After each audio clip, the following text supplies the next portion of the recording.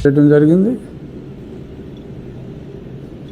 మనం ఆకివీడు రామాలయం నిర్మించాలి అని అనుకున్న తర్వాత మధ్యలో జడా శ్రావణ్ కుమార్ గారు ఆయన ఒక ముగ్గురిని సమావేశపరిచి వారితో మరి ఏదో ఫ్రీగా చేసి పెడతాను అని అనుండొచ్చు. సో మొత్తం మీద హైకోర్టులో గత వారం లంచ్ మోషన్ మూవ్ చేసి ఏదో స్టే తీసుకుందామని ఒక ఎత్తు వేయటం జరిగింది. మరి అది భలే ఎత్తు చివరికి చిత్తుగా మారి స్టే ఇవ్వనప్పటికీ స్టే వచ్చిందని చెప్పి ఏదో కొన్ని ఛానల్స్ వాళ్ళు వేసుకొని సంబరపడ్డారు. సరే, అదంతా గత వారం గడిచిన గతం. ఇప్పుడు ఆయన వాదనల మేరకే మరి అప్పటికే మనం ఒకరోజు ముందు అప్లై చేసున్నాం మున్సిపాలిటీలో అనుమతి కోసం. మున్సిపాలిటీ సర్వసభ్య సమావేశం ఈరోజు జరిగింది. 20 మంది కౌన్సిలర్లు ఉన్నారు ఆకివీడు నగర పంచాయతీలో. ఒక క్రైస్తవురాలు, అంటే వారి సర్టిఫికేట్ ఆఫ్ కోర్స్ హిందూ అనే దొంగ సర్టిఫికేట్తో వారు ఎన్నికల్లో నెగ్గడం జరిగింది. కానీ వారే హైకోర్టులో జడా శ్రావణ్ గారు ముగ్గురిని ఎంపిక చేసుకున్న ముగ్గురిలో ఒకరు, పోనీ శ్రావణ్ గారిని లాయర్గా ఎంపిక చేసుకున్న ముగ్గురిలో ఒకరు, వైసే వర్స. సో కాబట్టి ఆవిడ తప్ప మిగిలిన అందరూ అంటే 13 మంది వైఎస్ఆర్ కాంగ్రెస్ పార్టీకి చెందిన సభ్యులుంటే చైర్పర్సన్ కూడా ఆ పార్టీకి సంబంధించిన సభ్యురాలే. అయినప్పటికీ కూడా ఈ ఒక్క క్రిస్టియన్ మహిళ గారు తప్ప మిగిలిన అందరూ మతాలకు అతీతంగా, పార్టీలకు అతీతంగా రామాలయాన్ని, ఎందుకంటే నీ మతాన్ని నువ్వు ప్రేమించు, ఇతరుల మతాన్ని నువ్వు గౌరవించు అనే ఒక చక్కటి సాంప్రదాయాన్ని, రాజ్యాంగ స్ఫూర్తిని అనుసరించి మా ఆకివీడులో కౌన్సిలర్లు అందరూ కూడా చక్కగా దీనికి మద్దతు ఇవ్వడం జరిగింది. 20కి 19 మంది మద్దతు అంటే అది అసాధారణం. మరి ఎందుకంటే వైఎస్ఆర్ కాంగ్రెస్ పార్టీకి చెందిన వారే 13 మంది ఉన్నప్పటికీ కూడా ఈ రకంగా ఈ క్లియరెన్స్ మున్సిపాలిటీ వాళ్ళు ఈ క్లియరెన్స్ తీర్మానం పెట్టి, మరి మామూలుగా మున్సిపల్ ఆఫీస్లో పర్మిషన్కి పెడితే వాళ్ళు బిల్డింగ్ పర్మిషన్ లాగా ఇచ్చి తర్వాత అది రామాలయం కనుక కలెక్టర్ గారికి పంపొచ్చు. కానీ ఇది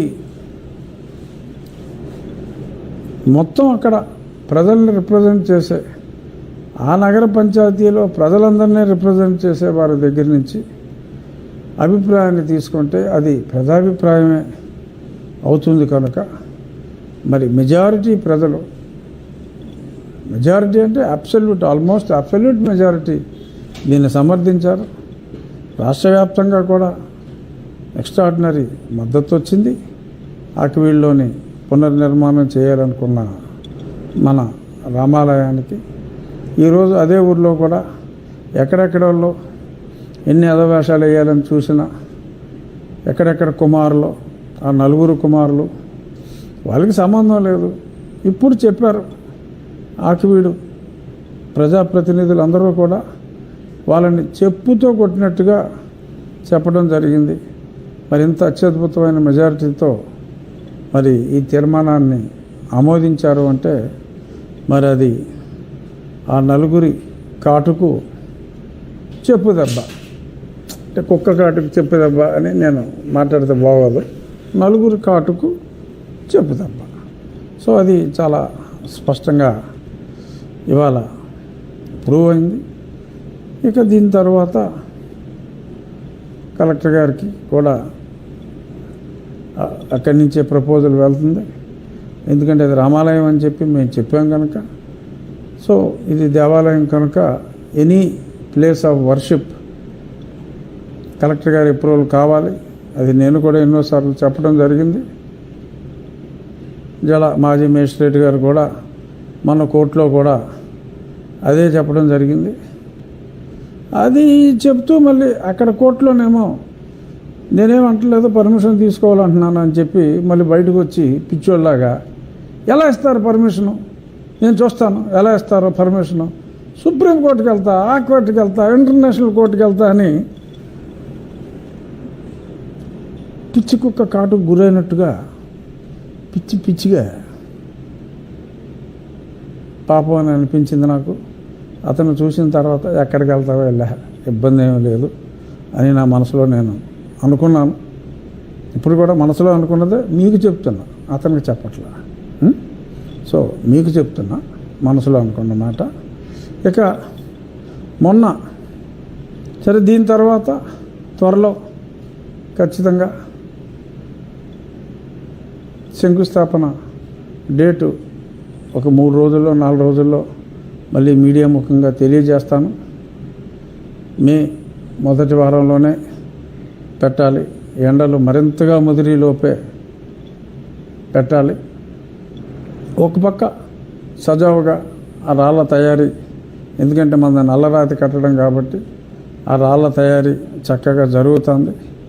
ఇక్కడ ఈలోపు మరి ఆ సుప్రీంకోర్టు తీర్పు వచ్చిన దరిమిల నేను కూడా ఆ తీర్పుని ప్రభుత్వాలు కూడా పాటించాల్సిన అవసరం ఉంది అని పదే చెప్తున్న దరిమిల మిస్గైడ్ చేయటానికి ఆడెవడో అజయ్ గఢ్ అని చెప్పి ఒకడు, అతను it doesn't belong to SC community, అతను ఏదో బీసీ కమ్యూనిటీకి చెందినవాడు. అలాగే ఇంకా చాలామంది మిస్గైడ్ చేస్తున్నారు. ఎందుకంటే చర్చని వ్యాపారంగా మలుచుకున్న వాళ్ళు వాళ్ళ వ్యాపారానికి దెబ్బ పడుతుందని చెప్పి టార్గెట్ అమాయకులైన మరి చాలామందిని టార్గెట్ చేస్తున్నారు.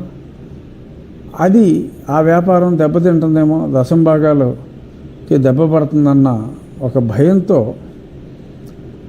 ఈ నాన్ షెడ్యూల్ కాస్ట్ పాస్టర్స్ కొద్దిమంది చాలా ఎక్కువగా, ఇస్మాయిల్ అని ఒకడు ఉన్నాడు ఇక్కడ, మరి అతను ముస్లిము. సో అతనికి ఈ రిజర్వేషన్లో ఎటు తిరిగి అప్లికబుల్ కాదు. సో కాదు కాబట్టి ఎక్కడున్నా సరే ఇష్టం వచ్చినట్టు మాట్లాడేయటం. ఆ మధ్యన మరి కొన్ని అక్రమ కట్టడాలని మరి ప్రజల అనుమతితోటే తీసేసినప్పుడు ఏదో సెల్ ఫోన్ టవరు ఎక్కాడు, వదిలేయండి ఆడే పోతాడంటే వదిలేసేటప్పటికి ఆడే దిగి వెళ్ళిపోయాడు. సో ఇప్పుడు అతని మీద రౌడీ షీటర్ కూడా ఉంది. వాళ్ళు చెప్పే మాటలు ఒక మీ రిజర్వేషన్కి సంబంధం లేకుండా మీకున్న రిజర్వేషన్ని పాడు చేయాలి అనే ఉద్దేశంతో మాట్లాడే అన్య కులస్తుల, అంటే షెడ్యూల్ కాస్ట్ లిస్టులో లేని కులస్తుల మాటలు విని చర్చ అదేం కాదు, మతం మారినంత మాత్రాన కులం పోదు అని చెప్పి పచ్చి అబద్ధాలు ఆడి దారుణమైన దగ చేసే వాళ్ళకి మరి ఇప్పుడు కనువిప్పు కలిగే విధంగా ఆ తీర్పు వచ్చిన తర్వాత కూడా ఇంకా పిచ్చిగా మాట్లాడుతున్నారు. ఇంకా పైత్యం ఎక్కువైపోయే వాళ్ళకి చూసారా చంద్రబాబు గారు, మీరు చూసారా ఏమిటండి ఇతను ఎలా మాట్లాడతాడో, ఎందుకు సహిస్తున్నారు మీరు అని చెప్పి పదే మా గౌరవ ముఖ్యమంత్రి వర్యుల్ని వీళ్ళు